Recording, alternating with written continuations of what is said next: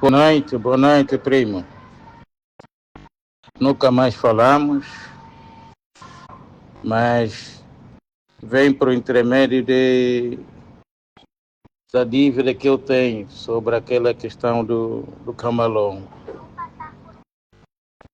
Camalongo significa dizer, é um alambamento que não tem fim. Depende muito dos sucessores. É por isso que é camalongo. Se tivesse fim, aquilo era só mesmo longo. No mesmo dia que você dá o mesmo alambamento, nos sogros, termina. Mas para nós, os bacongos, sobretudo naquele tempo, que eu também ainda tive sorte de encontrar, o camalongo nunca acabou. Tem os primeiros que adiantam, comem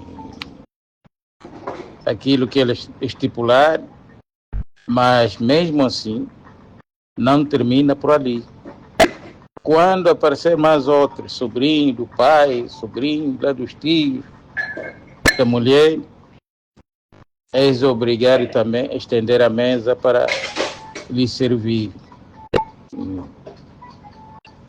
Embora que não será na mesma medida, mas de uma forma simbólica, tem que lhes atender. Sobretudo quando acontecem situações no lar, se calhar os primeiros que tinham comido o camalongo já não existem, nem os segundos, nem os terceiros. Aqueles sucessores que vão aparecendo, para te considerar como geiro, então tem que lhes atender de uma forma simbólica, dar de vestir, comer e tudo. Então é só assim que eles também vão te reconhecer como geiro. É assim também que vai tomar conhecimento que nesse preciso momento tem os novos sogros. Porque eles vão te perguntar, mostra os teus sogros.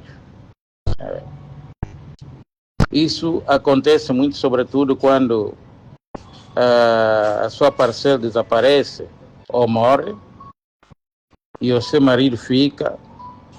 E se não tiver lá aqueles que tinham comido o camalongo, então serás obrigado a constituir novos sogros naquele momento. Porque senão, esses não vão aceitar te lavar. Aquilo que se diz lavar o viúvo. Então, obrigatoriamente vai considerar aqueles tios ou sobrinhos dos teus sogros que já se foram para constituir novos sogros. É assim que funciona. Então, para nós bacongos, tendo em conta esse princípio, então veio o nome do camalongo. É a sequência. Camalongo, que voaco. Vem esse, come, vem esse, come, vem esse, come. Não pode ignorar.